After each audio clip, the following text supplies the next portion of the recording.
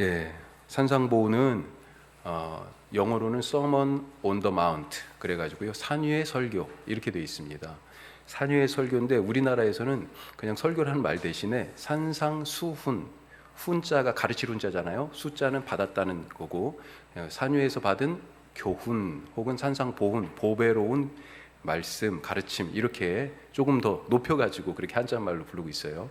자, 이 산상보훈은 마태복음의 28장 중에서 5장에서 7장, 5, 6, 7장에 있는 내용이에요. 자, 그러기 위해서 이 산상보훈이 마태복음에서 갖고 있는 위치가 어떤 것인지 우리가 전체 마태복음 구조를 잠깐만 살피면서 우선 알아보려고 합니다. 우리 나눠드린 자료를 같이 보시기 바랍니다.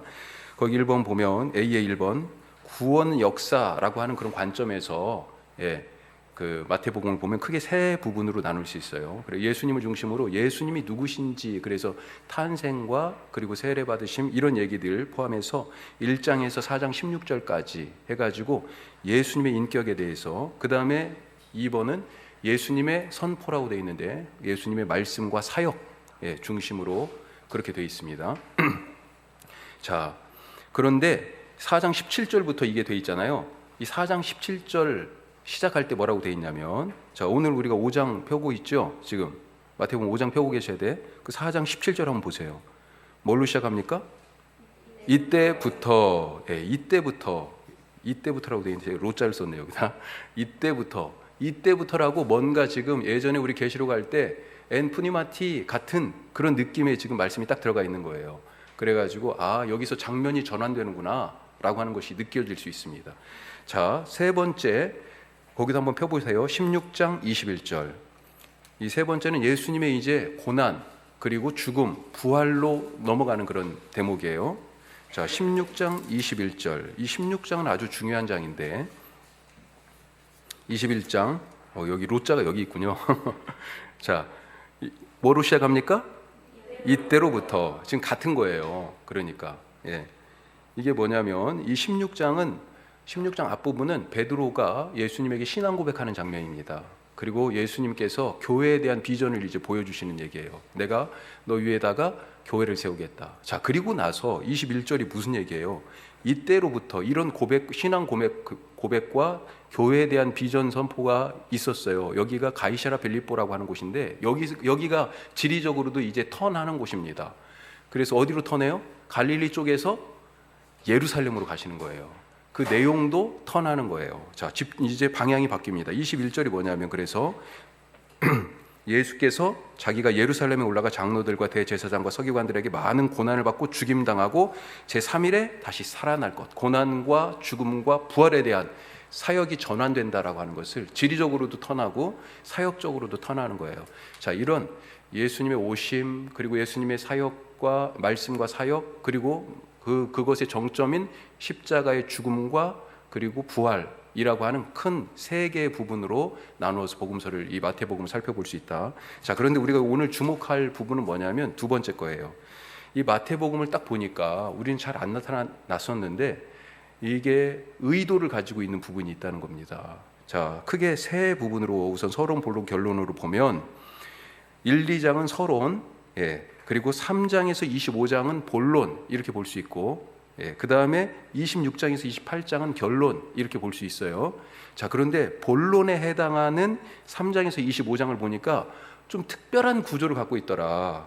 그래서 그게 2번 5개의 뭐라고요? 사역, 설교라고 하는 이 두 개를, 사역과 설교를 하나로 이렇게 딱 묶은 짝으로 해가지고 한 게 5개가 연속으로 이렇게 번갈아 가면서 나오는 거죠.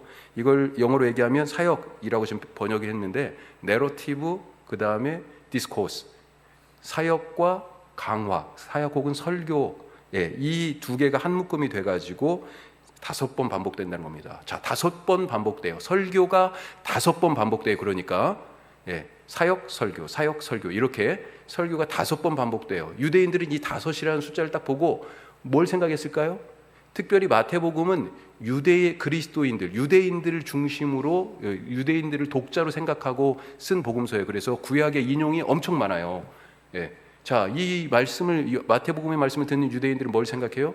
이 5개 설교하면 모세 오경 거기다 써주세요. 써 있습니까? 밑줄이죠? 예, 모세오경이 생각난다는 거죠. 모세오경 성경이 5권이잖아요.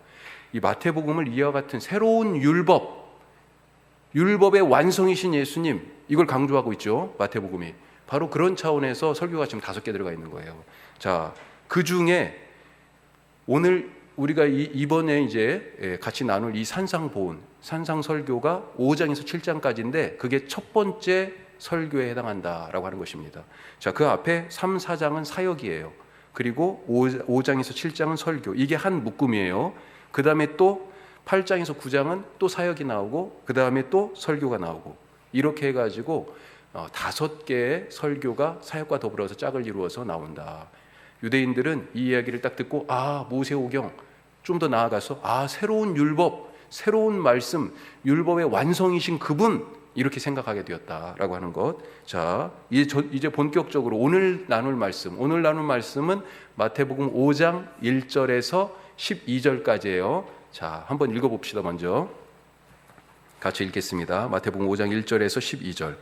예수께서 무리를 보시고 산에 올라가 앉으시니 제자들이 나온지라 입을 열어 가르쳐 이르시되 심령이 가난한 자는 복이 있나니 천국이 그들의 것이며 애통하는 자는 복이 있나니 그들이 위로를 받을 것이며 온유한 자는 복이 있나니 그들이 땅을 기업으로 받을 것이며 의에 줄이고 목마른 자는 복이 있나니 그들이 배부를 것이며 긍휼히 여기는 자는 복이 있나니 그들이 긍휼히 여김을 받을 것이며 마음이 청결한 자는 복이 있나니 그들이 하나님을 볼 것이며 화평하게 하는 자는 복이 있나니 그들이 하나님의 아들이라 일컬음을 받을 것이며 의를 위하여 박해를 받는 자는 복이 있나니 천국이 그들의 것임이라. 나로 말미암아 너희를 욕하고 박해하고 거짓으로 너희를 거슬러 모든 악한 말을 할 때에는 너희에게 복이 있나니 기뻐하고 즐거워하라. 하늘에서 너희의 상이 큼이라. 너희 전에 있던 선지자들도 이같이 박해하였느니라. 아멘. 자, 지금 읽으신 것처럼 이 팔복은 3장에서 10장까지를 얘기하는 겁니다. 우리가 이것을 팔복이라고 해요. 그래서 성지에 가도 팔복 기념교회가 있고 그 다음에 또 우리나라에도 보면 팔복교회 막 이런 데가 있어요.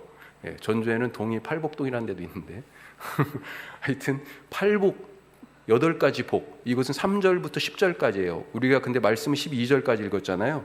자, 그래서 1, 2절은 사실은 이 5장에서 7장 전체에 대한 서론에 해당하고 그 다음에 11절, 12절은 이 팔복 중에서 마지막 10절에 해당하는 8번째 복에 대한 보충 설명, 이렇게 생각하시면 되겠습니다. 자, 각각의 팔복을 보니까 뭐라고 되어 있어요? 문장 구조가 우선 이 문학적 특징을 한번 보는 겁니다. 각각의 팔복이 2문장으로 되어 있어요. 그래서 한 문장은 뭐예요? 첫째 문장은 하늘나라 복음에 대해서 사람들이 긍정적으로 반응하는 것에 대해서 묘사했어요. 자, 그리고 두 번째 문장은 그래서 복이 있다 이렇게 되어 있는 건데, 왜냐하면 그들이 거기에서 지금 빠진 얘기가 뭐냐면 우리 번역에서 왜냐하면이 빠져 있습니다. 전부 다. 왜냐하면 영어에서는 들어가 있어요. for라고 들어가 있어. for. 왜냐하면 그러니까 심령이 가난한 자는 복이 있다. 이게 지금 끝나요. 한 문장으로. 왜냐하면 천국이 그들의 것이기 때문에 이렇게 되어 있는 것입니다. 자, 이런 방식으로 2문장으로 각각 다 구성되어 있고요. 두 번째, 4개씩 2묶음으로 구성되어 있다. 이건 무슨 얘기냐면 팔복이잖아요. 1, 2, 3, 4 네 개의 첫 번째 4개의 복은요, 그것이 한 묶음이고 그 다음에 5번째에서 8번째까지가 또 한 묶음이에요. 자, 왜 그러냐? 3절에서 6절까지 이 4개의 복은 수직적인 관계, 누구와 수직적인 관계예요? 그렇죠. 하나님 써주시고 하나님과의 관계 속에서 누리는 복이에요. 예. 이게 문학적으로는 전부 다 지금 가난한 사람은, 애통하는 자는, 온유한 자는 이렇게 돼 있잖아요. 근데 그걸 헬라 단어로 보면 전부 다 우리가 이렇게 돼 있는 거 있잖아요. 지금 거기 써 있습니까? 피로 전부 다 시작합니다. 그래가지고 제가 한글로 써놨는데 푸토코이, 가난하다, 피로 시작하죠. 그 다음에 펜순테스, 저도 잘 못 읽겠네.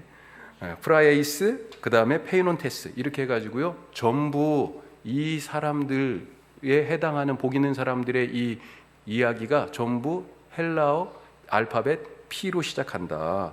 자, 그 다음에 7절에서 10절까지는 수평적인 관계. 누구와 수평적인 관계요? 사람들과의 수평적인 관계와 관련된 복입니다. 이게 그렇게 중요한 건 아니지만 그래도 이제 이게 그냥 써진 게 아니에요. 아주 정교한 문학적인 어떤 고려를 가지고 썼어요. 그리고 그 안에도 의미가 있는 거고요. 그래서 이렇게 네 개 묶은 게 이유가 있는 거죠. 예.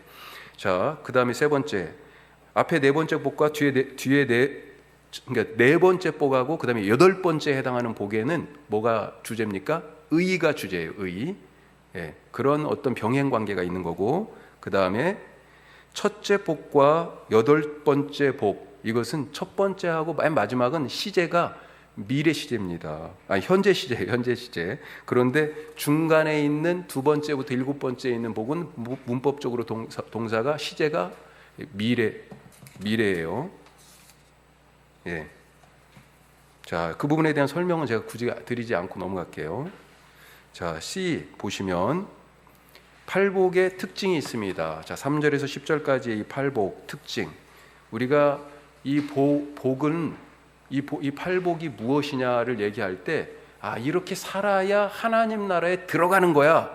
이렇게 이해하기 쉬운데 그렇지 않다는 것입니다. 자, 거기 내용을 보면 팔복은 하나님 나라에 들어가기 위한 뭐가 아닐까요? 그렇죠. 전제 조건. 혹은 뭐 조건 이렇게 쓰셔도 되고, 하나님 나라에 들어가기 위한 선제적인 전제 조건이 아니에요. 이거 해야만이 하나님 나라에 들어가, 이게 아니에요. 예. 자, 두 번째, 각각의 단어는 마카리오이라고 하는 헬라 말로 시작합니다. 이것은 뭐예요? 복 있는 사람들이다, 이런 뜻이에요. 예. 사실은 정확하게는 형용사인데 행복한, 복된 이런 얘기입니다. 자, 그런데 이 복되다라고 하는 이 말은 행복감을 느끼는 상태가 아니다는 겁니다. 자, 행복감을 느끼는 상태, 이게 뭘까요? 행복해, 나는 행복해, 이렇게 얘기할 때 울면서 행복하다 그래요? 물론 그럴 때도 있긴 하지. 예, 어떤 상태를 지금 얘기합니까? 우리가 보통 행복을 얘기할 때 그런 어떤 감정적인 상태를 얘기하는데 그런 행복감이 아니다라고 하는 얘기예요. 자, 예를 들어서 두 번째 복은 애통하는 자 이렇게 돼 있는데, 이 애통은 진짜 속이 끊어지는 그런 울음이에요. 그렇게 우는 거예요. 이 애통하는 상태가 과연 복인가 생각해 보면 이건 행복감하고 거리가 먼 얘기잖아요. 그렇죠? 그런 말씀이고요. 세 번째, 이게 갑자기 이것도 나온 게 아니고요. 구약적인 배경이 있습니다. 이 팔복은 어떤 상태와 같은 이 유대인들의 그런 역사적, 민족적 공통 경험을 바탕으로, 그 공통 경험 속에서 겪었던 고난을 바탕으로 하고 있다라고 하는 거예요. 어떤 걸까요? 예수님 당시에 지금 이 사람들하고 그렇게 멀리 떨어지지 않은 이 민족이 공통으로 겪었을 그런 고난. 조금 떨어지긴 했네요. 한 500년 전이니까. 바벨론의 포로, 나라가 완전히 멸망했던, 그렇게 포로로 잡혀갔던 바벨론의 포로 그때를 갖다가 사실은 어느 정도 배경으로 하고 있다. 제가 그 가로에다가 이사야 61장 말씀 써놨습니까? 이 이사야 말씀이 사실은 바벨론의 포로기를 배경으로 이 포로들이 고향 땅으로 되돌아오는 것을 하나님 나라가 회복되는 것에 비유해서 말씀해주고 있는 대목이잖아요. 이따가 이 이사야 61장은 한번 같이 보도록 하고요. 그 다음에 네 번째, 이 팔복의 지금 특징을 말합니다. 이 산상보훈은, 팔복과 더불어서 이 산상보훈은 무엇을 위한 것이냐? 실천을 위한 것이다. 실천. 나중에 다시 말하겠습니다만 5장에서 7장까지잖아요. 산상보훈이. 이 7장 맨 마지막에 보면 뭐라고 돼 있어요? 지혜로운 사람은 반석 위에 집을 짓는 것 같고 어리석은 사람은 모래 위에 집을 짓는 것 같다. 그런데 이 지혜로운 사람을 뭐라고 얘기합니까? 말씀을 듣고 행하는 사람. 그게 이 산상보훈의 결론이에요. 결론. 그러니까 하나님 나라 백성에 대해서 이렇게 쭉 얘기를 하는데 이건 결국 무슨 얘기예요? 그렇게 살자, 하나님 나라 백성으로 이렇게 살자라고 하는 얘기거든요. 그러니 이 실천이 없으면 이 말씀이 무용지물이다라고 하는 것. 예, 이 산상보훈은 다른 게 아니고 실천을 위한 말씀이다. 꼭 기억해 주시기 바랍니다. 자, 그러면 오늘 본격적으로 오늘 이제 말씀으로 넘어가서 D번. 무엇이 복일까? 무엇이 복입니까? 오늘 우리 말씀의 제목이 행복하여란데, 예, 복 받으십시오. 지금 이거예요. 무엇이 복입니까? 다 복 받기를 원하잖아요. 아브라함에게도 하나님께서 복 주신다고 그랬잖아요. 아브라함의 복의 실체는 무엇이었습니까? 뭘 주신다고 그랬어요? 두 가지 크게 계속 했던 말씀이죠. 뭐예요? 자녀. 또 한 가지는 땅. 자녀와 땅이 무슨 의미예요? 다 하나님, 그렇죠. 다 알고 계세요. 하나님과 관계된 거죠. 자녀는 뭡니까? 아브라함의 아들을 다 준다는 얘기가 아니에요. 뭐예요? 하나님의 자녀. 하나님의 자녀로 이 땅에 바다의 모래처럼 하늘의 별처럼 셀 수 없게 만들겠다. 이게 아브라함을 통해 갖고 계신 하나님의 복이에요. 네가 바로 그와 같은 통로가 될 것이다 라고 하신 거예요. 또 땅은 뭡니까? 잃어버렸잖아요. 땅을. 어떤 땅을 잃어버렸어요? 에덴이 뭡니까? 하나님이 통치하는 하나님의 나라잖아요.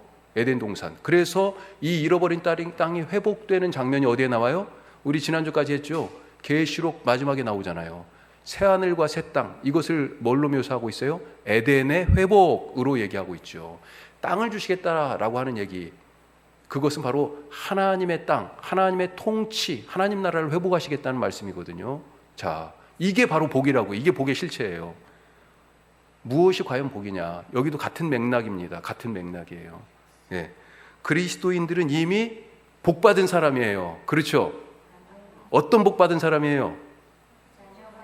그렇죠. 하나님의 자녀가 되는 복을 받았고요. 또 하나님의 통치 아래에서 하나님 나라, 천국을 살아가는 그런 복을 받은 사람인 것을 믿으시기 바랍니다.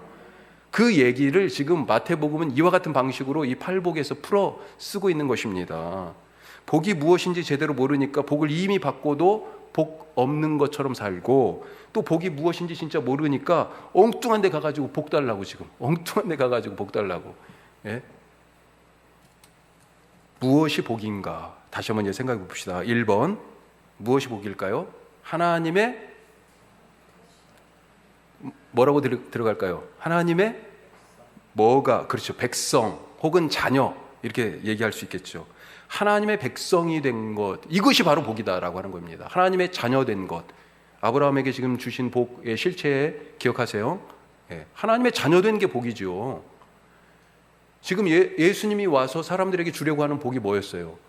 다 하나님의 자녀가 아니었잖아요. 왜요? 죄 때문에. 그래서 하나님의 자녀, 예수 그리스도를 믿고 영접하는 자에게 하나님의 자녀가 되는 그 복을 주신 것 아니겠습니까? 자, 이게 어디에서 하는 설교예요? 지금 산 위에서, Sermon on the Mount. 예, 산 위에서 하는 설교예요. 자, 이 산이 구약에서도 특별한 의미를 갖고 있습니다. 지금 이 마태복음은 설교가 5개라고 그랬죠. 모세 오경에 해당하는 그런 느낌이 든다고 그랬죠. 그 첫 번째 설교예요.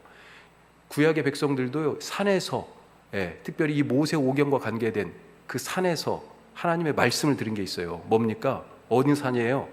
시내 산에서. 언제요? 출애굽해가지고 맨 처음 찾아간 곳이 시내 산이에요. 거기서 하나님을 만났어요. 뭘 들었습니까? 율법의 말씀을 들었어요. 율법의 말씀을. 거기서 그 말씀을 주시면서 하나님께서 앞으로 너희와 나는 이런 관계야 라고 얘기하신 대목이 있어요. 거기 써있죠. 같이 한번 읽어보겠습니다. 출애굽기 19장 5절 6절 말씀.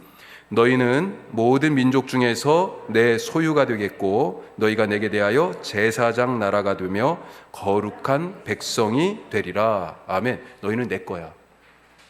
너희는 내 백성이야. 이게 지금 하나님하고 지금 이스라엘하고 새로 계약을 맺는 그런 장면입니다.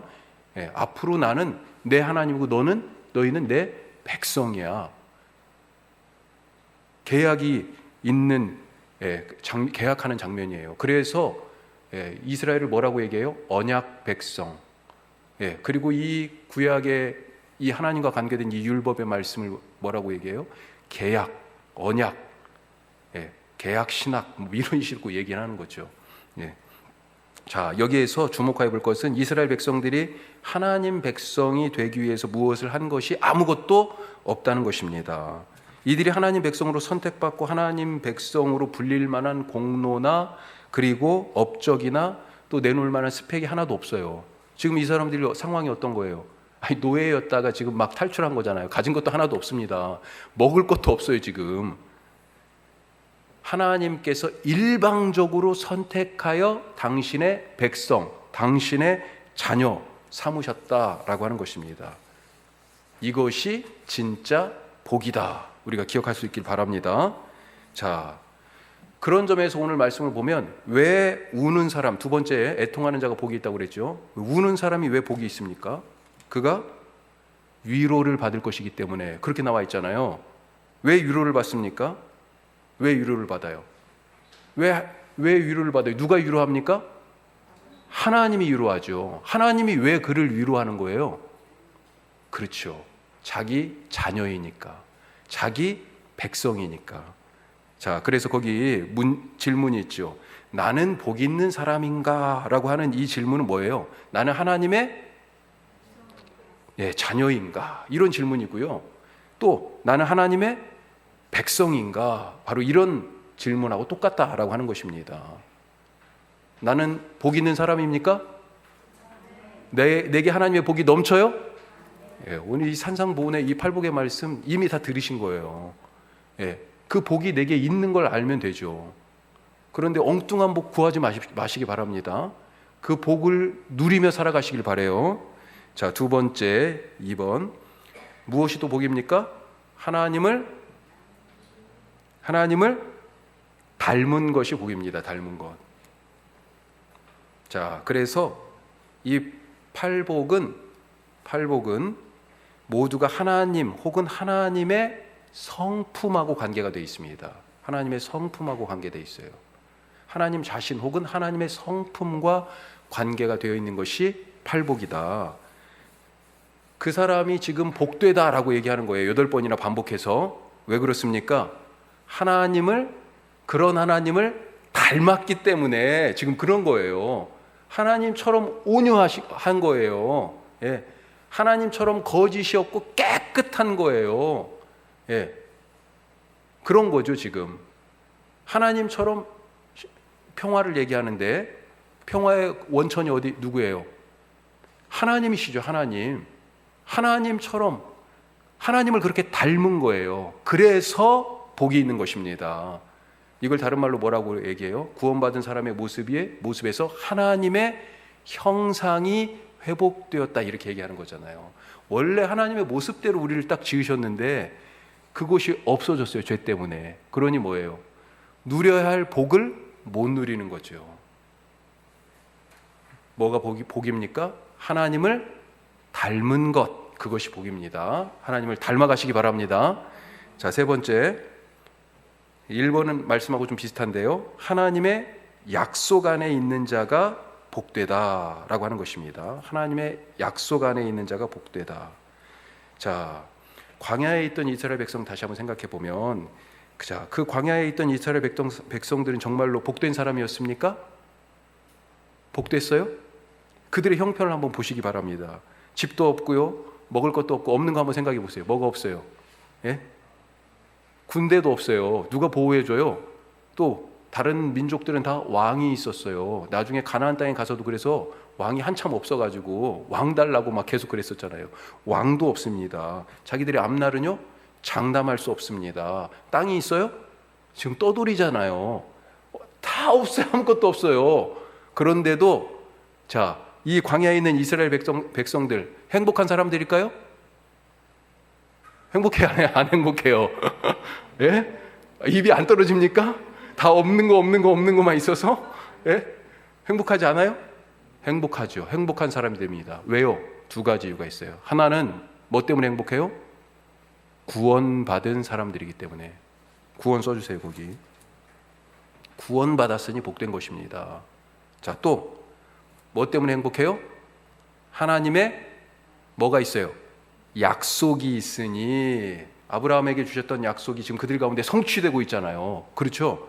하나님의 약속이 그들에게 있으니 복된 것입니다. 그래서 세상의 것은 지금 없어요. 지금 없는 걸 생각하니까 다 세상의 것이야. 그런데 뭐는 있어요?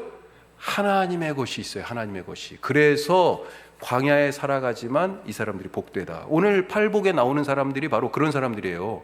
가난한 사람들, 애통하는 사람들, 온유한 사람들, 의에 줄이고 목마른 사람들, 평화가 없는 사람들, 지금 계속 그런 사람들이잖아요. 예. 그런데 복되다는 거예요. 똑같습니다. 왜요? 구원받은 하나님의 자녀, 하나님의 백성이기 때문에, 또 하나님의 약속이 그들에게 있기 때문에. 어떤 약속이에요? 하나님의 나라에 대한 약속. 자, 이제 진짜 본격적으로 알파벳 2번 팔복, 하나님이 주신 8가지 이 하늘의 복을 누리는 사람들이 어떤 사람인지. 자, 첫 번째 누굽니까? 마음이 가난한 사람들. 자, 이 가난하다라고 하는 이 뜻은 뭐냐면 겸손한, 겸비한 자, 이런 뜻입니다. 겸손한 자예요. 겸손한 자. 예수님께서는 누가복음에서 자기의 사명을 어떻게 설명하시냐면 한번 찾아보죠. 누가복음 4장 18절. 처음에 이제 내가 왜 왔는지에 대하여서 본격적으로 사람들에게 세례를 받고, 그 다음에 광야에서 시험을 받고 사람들에게 이제 자기 모습을 나타내실 때, 그때 말씀이에요. 4장 18절. 누가복음에서 예수님은 이사야 말씀을 빌려다가 내가 이것 때문에 왔다라고 말씀하십니다. 자, 누가복음 4장 18절 같이 읽어요. 주의 성령이 내게 임하셨으니 이는 가난한 자에게 복음을 전하게 하시려고 내게 기름을 부으시고 나를 보내사 포로된 자에게 자유를, 눈먼 자에게 다시 보게 함을 전파하며 눌린 자를 자유롭게 하고 주의 은혜를 전파하게 하려 하심이라 하였더라. 아멘. 이 말씀이 뭐냐면 이사야 61장 1절, 2절, 3절의 말씀이에요. 예. 자, 이사야가 선언한 하나님 나라가 이제 예수님 안에서 이루어졌다라고 하는 그런 말씀인데, 여기에서 이 18절에서 뭐부터 시작해요? 가난한 자에게 복음을, 그렇게 나옵니다. 가난한 자. 예. 나머지는요, 이 가난한 자의 모든 나머지는 변형이에요. 변형. 사실은 그렇게 생각하시면 되겠어요. 이 가난한 사람들은 어떤 사람이냐? 고통을 겪으면서 마음이 무너지고 부서지고 갇히고 애통하는 사람이다. 마음이 파산 상태에 있는 사람이에요. 자, 그래서 파산이에요. 뭘 하기 위하여서 뭐가 있어요? 아니, 자기 스스로 지금 이 상황을 뭔가를 하기 위하여 은행 계좌가 지금 신용불량이어서 없어요. 아무것도 없는 거예요. 인생에 있어서 지금 인생이 파산 상태에 있는 거예요. 어떤 문제를 하나 해결해야 되는데 이걸 어떻게 해결할 수 있어요? 내가 가진 자원으로 그것을 해결할 수 없어요. 없어. 예. 가난이 바로 지금 그런 상황입니다. 그렇기 때문에 누구를 의지합니까? 누구한테 도와달라고 해야죠. 오직 하나님에게만 도움을 구하는 사람. 그래서 이런 사람을 뭐라고 얘기해요? 겸손한 사람, 겸비한 사람, 이렇게 얘기하는 것입니다. 오직 하나님에게만 도움을 구하고 오직 하나님만 전적으로 의지하는 사람, 이 사람이 바로 가난한 사람이다 라고 하는 것. 자, 2번 조금 더 설명하고 싶은데 시간이 막 가가지고 이 정도만 하겠습니다. 나중에 한 절씩 설교할 그런 기회가 있을 것 같아요. 2번. 자, 두 번째 복이 뭐예요? 애통하는 자. 자, 여기도 마찬가지로 구약의 배경이 이사야 61장 말씀이에요. 다시 한번 읽어보죠, 같이. 자, 주 여호와의 영이 내게 내리셨으니. 자, 누가복음 4장 말씀하고 좀 똑같습니다. 같이 계속요. 이는 여호와께서 내게 기름을 부으사 가난한 자에게 아름다운 소식을 전하게 하려 하심이라. 나를 보내사 마음이 상한 자를 고쳐.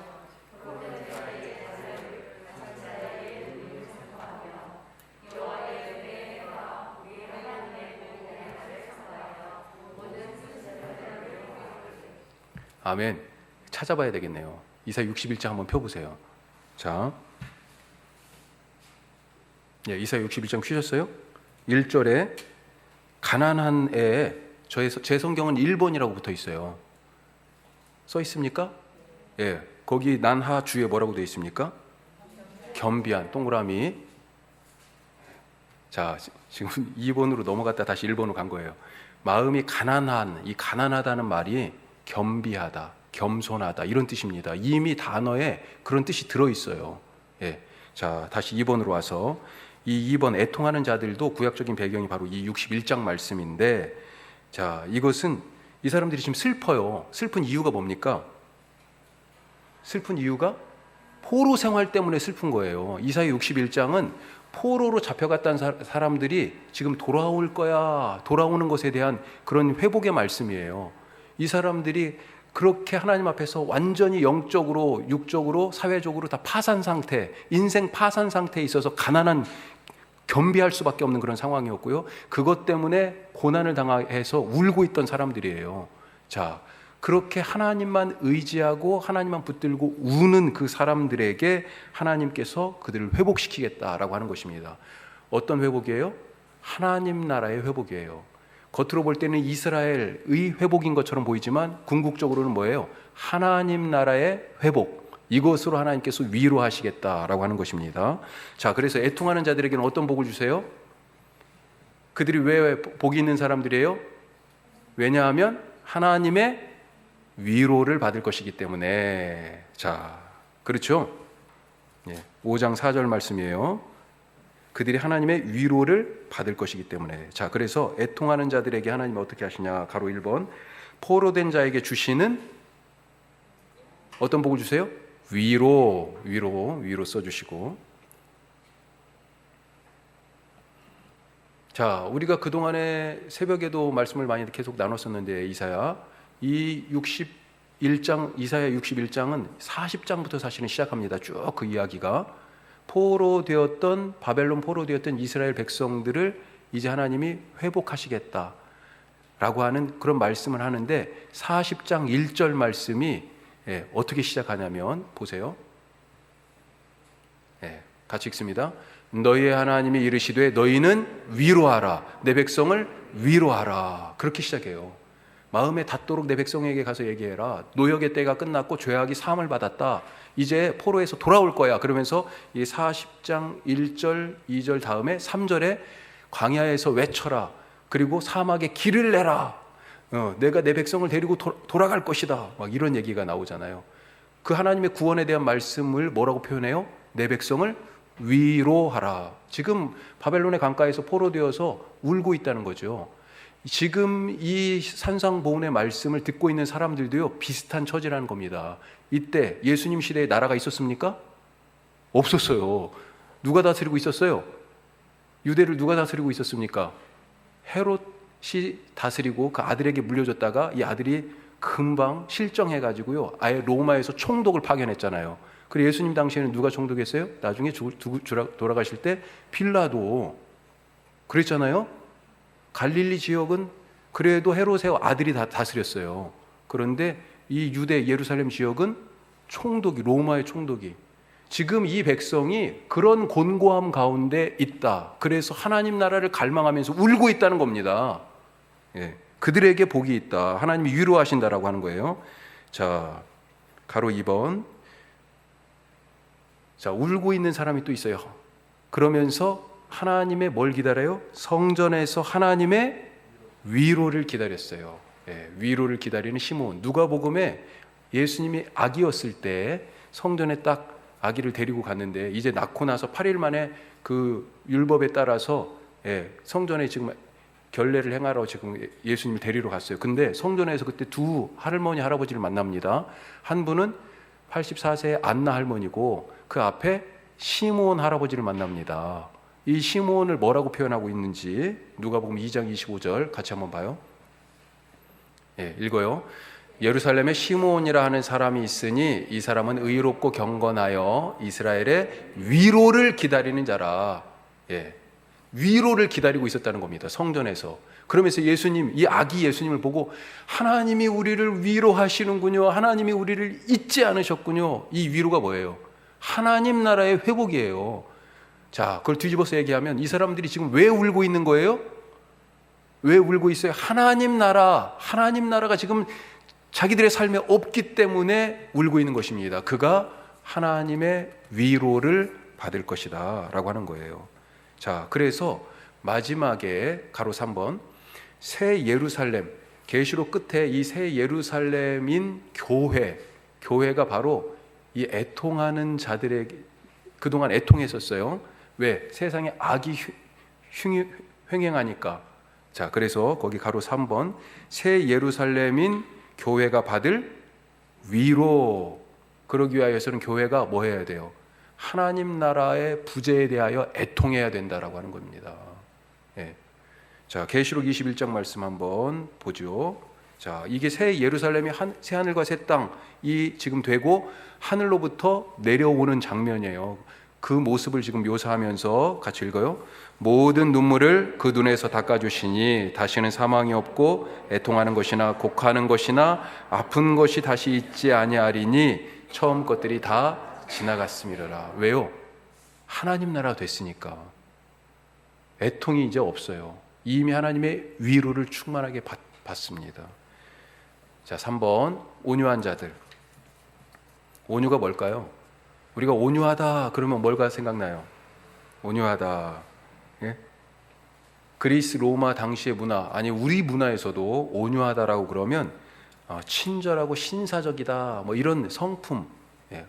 친절해, 너그러워, 뭐 이렇게 생각하는 경향이 있죠. 하지만 구약 그리고 유대적인 배경에서 이 온유는 뭐냐면요, 너그러운 성품, 유순한 것, 그것이 아니고요, 하나님 앞에서의 낮은 자세. 하나님 앞에서의, 이거 1번하고 똑같아요. 가난한 자들하고 똑같아요. 하나님 앞에서의 겸손, 이거예요. 이거. 자, 아까 팔복이 4개씩 묶여 있다고 그랬죠.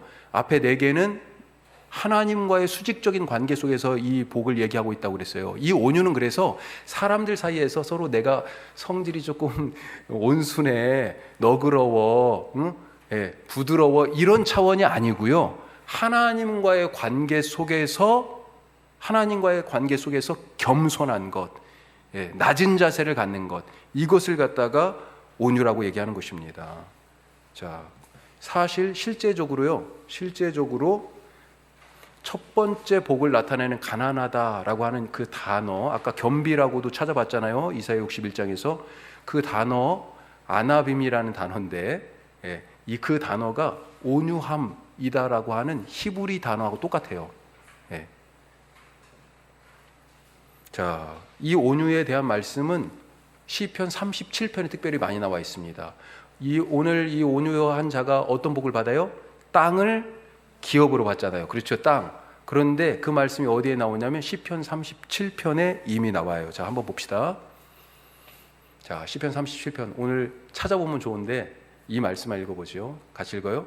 그러나 온유한 자들은 땅을 차지하며 풍성한 화평으로 즐거워하리로다. 아멘. 사실 이 37편 말씀 1절, 2절, 1절에 보면 세상 사람들 잘 된다고 불평하고 그것 때문에 시기하지 마라, 그렇게 얘기해요. 이건 근데 사람들 얘기를 하다가 그런데 갑자기 3절, 4절 넘어가면요, 여호와 하나님에 대한 얘기를 합니다. 온유가 하나님과의 관계에 대한 것이다 라고 하는 것을 사실은 알려주는 대목이에요. 돌아가셔서 시편 37편 꼭 한번 읽어보십시오. 표시해놨다가 진짜로, 예, 온유한 것이 무엇인지 거기에 아주 분명하게 나와 있어요. 예. 자, 4번으로 넘어가죠. 자, 4번째 복이 뭡니까? 4번째 복을 받을 사람, 의에 줄이고 목마른 자들. 자, 의에 줄이고 목마른 자들. 자, 그러면 먼저 의가 무엇인지 한번 생각해 봐야 되잖아요. 뭐가 의입니까? 제가 전에도 몇 가지로 설명을 해드렸었는데, 뭐가 의예요? 예? 자, 쉽게 얘기하면 의는 그것이 그것다운 거예요. 그것이 그것다운 것. 그것이 그것답지 못하면 뭐예요? 사람이 사람다워야 의인 거예요. 사람이 사람답지 못한 걸 뭐라고 얘기해요? 죄라고 얘기하는 것입니다. 자, 종은 종다워야 돼요. 종다운 건 뭡니까 여기서? 종다운 것은 종을 치면 소리가 나야 되죠. 이렇게 소리가 나야 되죠. 그런데 쳤는데 소리가 안 나거나 소리가 깨져나, 그러면 어떻게 돼요? 이 종은 의롭지 못한 거예요. 자, 그런 개념 하나가 있을 수 있어요. 그런데 이렇게 종이 쳤는데 소리가 나는 것, 사람이 사람다운 것, 예, 이것을 지금 의라고 얘기했을 때 사람을 놓고 봤을 때 사람이 사람답게 되는 그 이유가 있어요. 예, 무엇 때문에? 하나님과의 올바른 관계를 맺을 때. 그래서 공동 번역은요, 로마서, 갈라디아서 이 신약의 편지들에 바울이 의라고 쓴 그 단어를 뭐라고 번역했냐면요, 하나님과의 올바른 관계, 이렇게 번역했습니다. 개역성경은 의라고 한 단어로 썼는데 하나님과의 올바른 관계라고 공동 번역 그렇게 번역하고 있어요. 의롭다, 의에 줄이고 목마르다, 그것은 하나님과의 올바른 관계를 엄청 사모하고 그것에 배고픈 거예요. 그것 없이는 못 사는 거예요. 예. 자, 그래서 의를 얘기할 때 하나님과의 올바른 관계, 그리고 그것을 통해서 누리는 하나님의 통치. 그렇죠? 하나님과 관계가 제대로 맺어지니까 하나님이 나를 다스리시게 됩니다. 그러니 내 삶이 염려가 없는 거예요. 걱정이 없는 거죠. 그게 바로 의예요. 그것에 지금 목마른 거예요. 하나님과의 바른 관계가 없어서 그 백성이 무너졌잖아요. 나라 빼앗겼고요, 포로로 잡혀간 거죠. 그리고 하나님의 지금 통치가 없으니 맨날 울고 괴로운 거예요. 예. 자, 그래서 이것의 구약적인 배경을 얘기하면 이사야 말씀에 55장에 너희 목마른 자들아 물러나오라, 돈 없는 자도 와라. 예. 너희는 와서 사먹되 돈 없이 값없이 와서 포도주와 젖을 사라. 우리 지난번에도 설교 들었죠, 말씀을. 이게 뭡니까? 다 하나님께서 주시는 그 올바른 관계 속에서 누리는 그런 복이다라고 하는 거예요. 같이 한번 읽어보죠. 자, 시작. 오라, 너희 모든 목마른 자들아 물로 나오라, 돈 없는 자도 오라. 너희는 와서 사먹되 돈 없이 값없이 와서 포도주와 젖을 사라. 아멘. 의에 줄이고, 하나님의 지금 의에 줄이는데 어디 가서 먹을 걸 사요? 그걸 다른 데 가서 지금 샀단 말이죠. 예. 너희가 어찌하여 양식 아닌 것을 위하여 은을 달아두고 배부르게 하지 못할 것을 위하여 수고하느냐 그랬어요. 우리가 진짜 배고플 것, 그것은 뭐예요? 하나님과의 올바른 관계, 그리고 그것을 통하여 누려지는 하나님의 다스림, 통치, 그 안에 사는 것, 그것이다 라고 하는 것입니다. 자, 다섯 번째로 어떤 사람이 복이 있습니까? 긍휼을 베푸는 자들. 이 긍휼은 하나님 나라의 아주 대표적인 특징입니다. 긍휼이. 예수님이 뭐라고 그러셨냐면, 마태의 집에 갔어요. 근데 마태가 원래 직업이 뭐였습니까? 세리였잖아요, 세리. 그 마태의 집에 다른 세리들도 막 온 거예요. 또 누가 왔어요? 죄인들도 왔어요. 막. 그 마태복음 지금 9장에 나오는 말씀입니다. 그걸 보고 사람들이 수군수군 하는 거죠. 그때 예수님이 이들에게 이렇게 말씀하셨어요. 건강한 자에게는 의사가 쓸데없지만 아픈 사람들에게는, 병든 자에게는 의사가 쓸데있다. 그러면서 하신 말씀이 호세아의 말씀을 인용해서, 자, 마태복음 9장 13절. 자, 읽어봅시다. 너희는 가서 내가 긍휼을 원하고 제사를 원하지 아니하노라 하신 뜻이 무엇인지 배우라. 나는 의인을 부르러 온 것이 아니요 죄인을 부르러 왔노라. 이런 말씀하셨어요. 지금 죄인들을 불쌍히 여기시는 거죠. 복음서에 가끔 자주 환자들, 아픈 사람들을 보고 예수님을 뭐라고 표현해요? 그들을 불쌍히 여기사, 그들을 긍휼히 여기사, 그렇게 표현하고 있습니다. 하나님 나라의 대표적인 특징이 불쌍히 여긴 거예요. 죄인인 우리를 불쌍히 여기지 않으셨으면 예수님이 십자가에 돌아가시지 않았습니다. 그래서 이 긍휼의 대상을 한번 생각해 보면 누가 긍휼의 대상인가? 교회를 중심으로 봤을 때 교회 공동체 내부에 있는 사람도 긍휼의 대상이고요, 교회 공동체 바깥에 있는 사람도 긍휼의 대상이에요. 지금 이 마태복음 9장 말씀에 이 사람들은 누구예요? 죄인과 세리들, 교회 공동체, 이 제자 공동체 바깥에 있는 사람들이거든요. 그들에게도 지금 긍휼을 베풀라.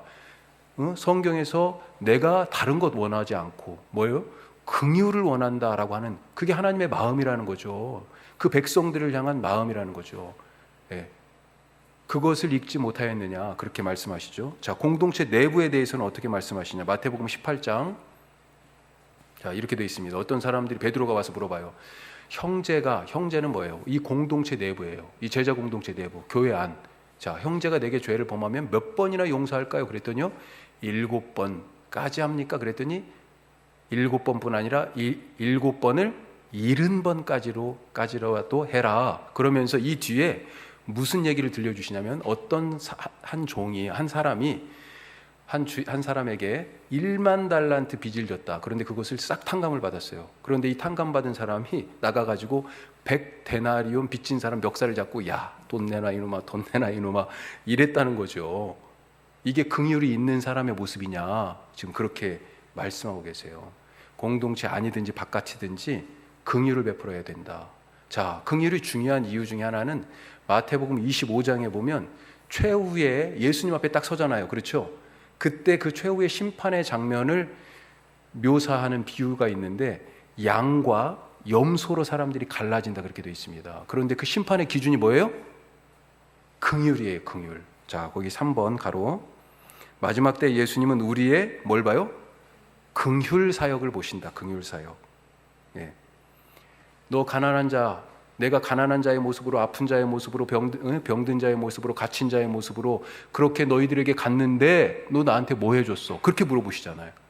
긍휼 사역이 마지막 심판대에서의 심판의 기준이라는 겁니다. 하나님 나라를 나타낼 수 있는 가장 중요한 표지 중에 하나가 이 긍휼이에요. 불쌍히 여기는 마음을 가질 수 있길 바랍니다. 자, 6번 마음이 깨끗한 사람. 자, 마음의 청결, 이건 뭐예요? 정직, 거짓과 반대되는 태도. 자, 뭐가 또 있을까요? 진실, 때묻지 않은. 자, 여기는 말씀만 읽어보고 가죠. 구약적 배경을 살펴보면 시편 24편 말씀. 예. 자, 이렇게 질문하며 시작합니다. 자, 24편 3절 말씀이 여호와의 산에 오를 자 누구며 그의 거룩한 곳에 설 자가 누군가. 자, 하나님 앞에 갈 사람이 누구예요? 하나님을 가서 볼 사람이 누구예요? 4절부터 같이 읽어봐요. 곧 손이 깨끗하며 마음이 청결하며 뜻을 허탄한 데 두지 아니하며 거짓 맹세하지 아니하는 자로다. 그는 하나님 여호와께 복을 받고 구원의 하나님께 의를 얻으리니 이는 여호와를 찾는 족속이요 야곱의 하나님의 얼굴을 구하는 자로다. 아멘. 자, 오늘 지금 이 팔복의 말씀, 마음이 청결한 자는 복이 있나니 그가 하나님을 볼 것이며, 여기 나오죠. 예, 하나님을 볼 수 있는 사람, 청결한 것, 마음이 깨끗한 것이 무엇인지, 손이 깨끗하고 마음이 청결하고 뜻을 허탄한 데 두지 아니하고 거짓 맹세하지 않는다. 지금 풀어놨어요. 이 말씀 잘 기억하시고요. 자, 7번 누가 또 복이 있습니까? 평화를 만드는 사람이에요. 만드는. 이거 중요한 단어입니다. 평화는 만들어야 되는 거예요. 평화를 우리가 갈등이 없는 그냥 조용한 그런 상태를 평화라고 얘기하지 않습니다. 하나님의 평화, 하나님의 이 평화를 우리가 잘 아는 단어로 뭐라고 얘기해요? 샬롬이라고 얘기하죠. 이 샬롬을 위해서는 선으로 악을 이겨 선으로 악과 싸우는 이 영적 싸움이 불가피하다는 겁니다. 이 영적 싸움을 통해서만이 평화가 얻어져요. 우리 지난주까지 계시록 얘기했지만 계속 계시록 얘기가 뭐예요? 결국 마지막 끝은 평화죠. 하나님 나라죠. 그런데 그 전에 어떤 과정들이 있었어요? 사탄과의 영적 싸움이 있었습니다. 평화는 그냥 얻어지는 게 아니고요, 만드는 것입니다. 만드는 거예요. 자, 이런 의미에서 평화는 하나님의 성품이다. 성품. 그냥 오는 게 아니에요. 그래서 우리 하나님께서 주시는 이 평화, 하나님의 성품이 우리의 삶에 그렇게 임하는 거죠. 자, 마지막으로 8번 의를 위하여 박해를 받는 자, 그가 바로 복이 있는 사람이다. 행복한 사람이다. 자, 우리가 교회로 살아간다고 그러면 당연하게 박해가 있습니다. 왜 그래요? 왜 그랬습니까? 왜 그런 어려움이 있어요? 박해는 무엇을 거부하기 때문에, 거기 지금 가로에 짐승의 표라고 되어 있는데 이거 계시록적으로 지금 써놓은 거예요. 이 짐승의 표는 뭐예요? 뭘 대표하는 겁니까? 세상의 질서, 세상의 질서. 지금 짐승이 야 너 도장 찍어, 이 표가 없으면 뭘 못해요? 어디로 가지도 못하고 무엇을 사지도 못하고 사회적 활동을 할 수 없다는 거죠. 이건 뭐예요? 세상의 질서에 순복해라 라고 하는 그런 강요 아니겠습니까? 그런데 그것을, 세상의 질서, 짐승의 표를 받기를 거부했으니 어때요? 삶에 고난이 오고 핍박이 오는 거죠. 의를 위하여 핍박을 받는 자, 그가 복이 있다. 자, 우리 뒷부분은 조금씩 너무 약간 간단하게 해서 좀 죄송한 부분이 있는데, 오늘 이 정도로 우리 이 팔복에 대한 말씀을 같이 나누도록 하겠습니다. 기도하겠습니다.